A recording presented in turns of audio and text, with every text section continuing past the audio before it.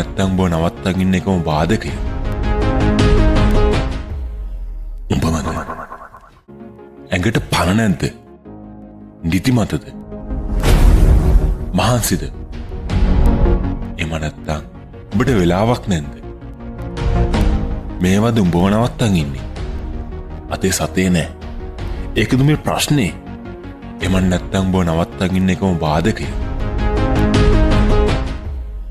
උඹමද නිදහසට කරුණු ඒවා අහන් ඉන්න හොඳ ඒවා හදාගත්ත මිනිස්සුන්ටම විතරයි බං.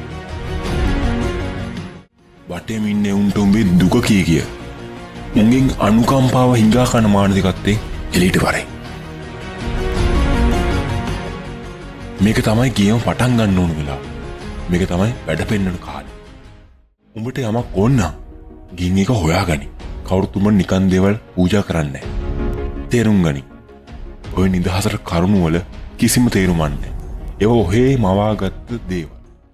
ජීවිතේ ලැබෙන හැම හොඳ දෙයක්ම පටන් ගන්න ලොකු කට්ටක් කාලා. වටනාකින් හැමතේම අමාරු. ඒවා ඉබේ උඹ ළඟට එන්නේ නැහැ. උඹ ඔඩොක්කුවට වැටෙන්නේ නැහැ. ඒවා හැමතිස්සෙම අමාරු. උඹට කොහොනේ නම් උඹට ගිහින් එක උතුරු ගන්න වෙනවා. හෙට කියලා දවසක් නැහැ බං. අපිට තියෙන්නේ අද විතරයි. මේක උඹේ හීනයක් නම් ඒක ඇත්ත කරගන්න පුටුවෙන් නැගිටලා වැඩ පටන් ගනි. ඒක උඹට ඕනේ නම් නැගිටලා ගේමක් ආපන්. උඹට තාම වැඩ තියනවා කරන්න. ඒ ගේම දාලා යන්න එපා. දිගටම නැන්දලා ඉන්න බා.